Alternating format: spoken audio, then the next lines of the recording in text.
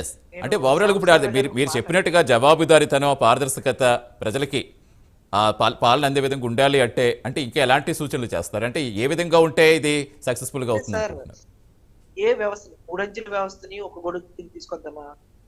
ఎన్ని ఎన్ని చేసినా గానీ అల్టిమేట్ గా మనకు కావాల్సింది ఏంటంటే రూరల్ డెవలప్మెంట్ జరగాలి.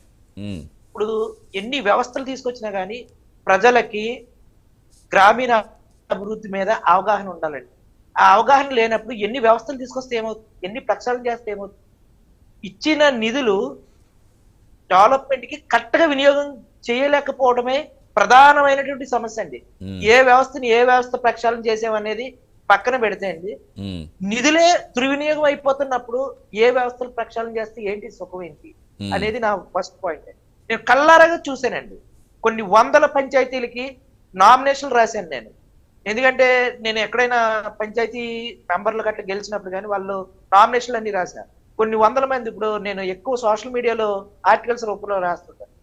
ప్రతి ఒక్కరు మేము జనసేనకు పనిచేసాము, మాకు రోడ్ లేదు, పవన్ కళ్యాణ్ గారి ఆఫీస్కి వెళ్ళి కంప్లైంట్ పెట్టాము.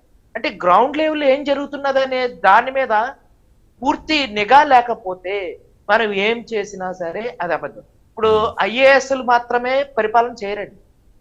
సచివాలయాల్లో ఉండేటువంటి సెక్రటరీలు మాత్రమే పరిపాలన చేయరు, ప్రజలు పరిపాలన చేయాలండి. అది నా కోరిక. అందువల్ల ఏం చెప్తున్నానంటే ఒక వెబ్సైట్ అంటే ప్రజలేగా అక్కడ రూపొందించండి. ఎన్నుకునేది, అక్కడ అది ఎన్నికలే కదా, ప్రజలేగా ఎన్నుకునేది. ఆ, ఒక వెబ్సైట్ రూపొందించండి. పంచాయతీ వ్యవస్థకి ఒక వెబ్సైట్ రూపొందించండి. ఏదైతే రోడ్లు వెయ్యాలో, ఎక్కడెక్కడ సమస్యలు ఉన్నాయో అన్ని ప్రజల దగ్గర స్వీకరించి గ్రామం వైజ్ గా ఎంట్రీ చేయండి ఆ వెబ్సైట్ లో. ఆ గ్రామంలో ఎంతైతే ఖర్చు పెడుతున్నారు అనేది వెబ్సైట్ లో ఖచ్చితంగా ఉండాలి. ఉమ్, ఏ రోడ్లు వేస్తున్నారు, ఎప్పుడైతే ముందు పెట్టుకున్న వాటికి రోడ్లు వేస్తున్నారు, వెనకాల ఏ సీరియల్ ఆర్డర్ గా ఎలా వస్తుంది.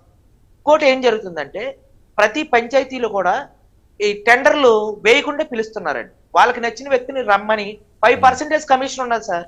ప్రతి పంచాయతీ రోడ్లో కూడా లోకల్ నాయకులకి 5% నుంచి 10% కమిషన్ ఉంది. ఇది షరా మామూలే. స్వతంత్రం వచ్చినప్పుడు కానీ ఈ రోజు వరకు పవన్ కళ్యాణ్ గారు మొన్న ఇచ్చినటువంటి NREGS, national rural employment guarantee scheme కింద ఇచ్చినట్టు ఫండ్స్ లో కూడా కమిషన్లు ఉన్నాయి, బోలంత అవినీతి జరిగింది సార్ మొన్న కూడా.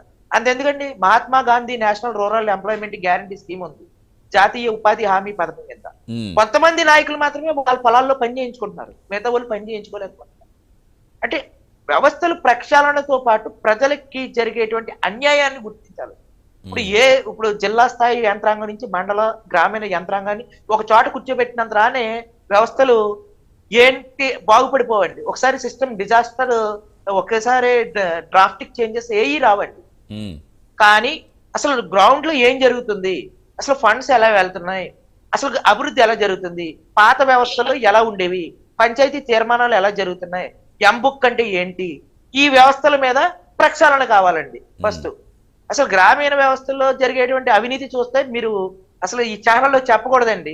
నా కళ్ళ ముందే మా గ్రామంలో పంచాయతీలోనే పోలంత అవినీతి జరిగిందండి. ఉమ్, ఆ పంచాయతీ గెలిపించడానికి నామినేషన్ రాసింది నేనే. ప్రశ్నిస్తే నేను జనసేనయే, ప్రశ్నిస్తే నా వెనకాల నలుగురు ప్రశ్నించి నన్నే ప్రశ్నిస్తారు. ఉమ్. కారణం అలా తయారైంది. అవి రిపీట్ కాకూడదనే కదా ఇప్పుడు చేసేది, అవి రిపీట్ కాకూడదనే కదా. సార్, గ్రామీణ ప్రాంతాల్లో అనేక నుయ్యలు ఉండేవండి, అటు పూర్తి ఇల్లులు కట్టేశారు. ఆ కట్టేసిన వాళ్ళు ఇప్పుడు నాయకులండి. అంటే ఇతర పార్టీల నుంచి వచ్చేసి ఈ పార్టీలోకి వచ్చేస్తే వాళ్ళు ఎన్ని తప్పులు చేసినా కప్పిపుచ్చిపోతున్నాయి. తప్పు చేసిన వ్యక్తిని ఆడి తప్పు అనే వ్యక్తులు కూడా లేరండి గ్రామీణ ప్రాంతాల్లో. నేనేం చెప్తున్నానంటే ఏమి లేదు సార్, మొన్న ఎన్ఆర్ఈజిఎస్ ఫండ్స్ లో చాలా అవినీతి జరిగిందండి అనేక గ్రామాల్లో. పవన్ కళ్యాణ్ గారు వచ్చిన తర్వాత కూడా అవినీతి జరిగింది.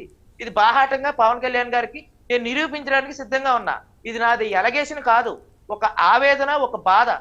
కళ్యాణ్ గారు లాంటి ఒక గొప్ప వ్యక్తి పరిపాలనకు వచ్చిన తర్వాత కూడా ఇంకా మార్పు రాకుండా అదే పాత వ్యవస్థ, అదే పాత చింతకాయ పచ్చడి, కేవలం రంగులు మార్చాము, ఆ రంగు తీసి ఈ రంగు వేసాము, కొత్త బిల్డింగ్ అయిపోద్దా? కాదండి. లోపల ఉండేటువంటి వ్యవస్థలన్నీ కూడా ప్రక్షాళన కావాలి సార్. ప్రతి వ్యవస్థ కూడా డిజిటలైజేషన్ కావాలి. పంచాయతీ ఫండ్ ₹1 ఖర్చు పెట్టాలంటే పంచాయతీ తీర్మానం కాదండి, రైట్, ఒక బ్యాంకింగ్ వ్యవస్థ ఉండాలి సార్. ఇప్పుడు పంచాయతీలో పన్నులు కడుతున్నాము, అది ఒక బ్యాంక్ కి జమ చేయాలి. ప్రతి పంచాయతీకి కూడా ఒక బ్యాంకు అకౌంట్ ఉండాలి. ఆ బ్యాంక్ అకౌంట్ వ్యవస్థ నుంచి చెక్ రూపంలో ఖర్చు చేసుకునేటువంటి వెలుసుబాటు ఉండాలి. ఎవరికి జవాబుదారీ సార్? పంచాయతీలో విచ్చలవిడిగా రాసుకుంటున్నారు. ఈ ప్రభుత్వం వచ్చే కూడా రాసుకున్నారు. అంటే ఆడిట్ ఎవరు జరుపుతున్నారు? ఒక ఆడిట్ ఆఫీసర్ ని ఖచ్చితంగా వెయ్యాలి పంచాయతీ ఫండ్స్ మీద. అప్పుడే ప్రజలకి ఈ పాలకులు ఏం ఖర్చు చేస్తున్నారో తెలుస్తుంది.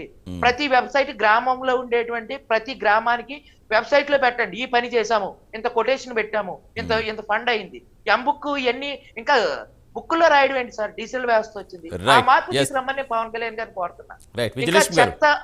చెత్త ఉన్నా సార్, ఎన్ని నదులు కలుషితం అయిపోతున్నాయి, ఎన్ని డ్రైన్లు కలుషితం అయిపోతున్నాయి, ఎన్ని మంచినీరు కొనుక్కుని తాగుతున్నారండి. కొన్ని గ్రామాల్లో మంచినీళ్ళు కూడా ఉండట్లేదు. ఇంటింటికి నల్లా వేస్తున్నారు, జలజీవన మిషన్. దాంట్లో ఆ నల్లా ఏసీ దగ్గర కూడా గవర్నమెంట్ ఫ్రీ అంటే దానికి కూడా 500 వేసి నల్లా వసూలు చేస్తున్నారు కొన్ని పంచాయతీల్లో. ఇంకా అంతకంటే ఏం చెప్తాం?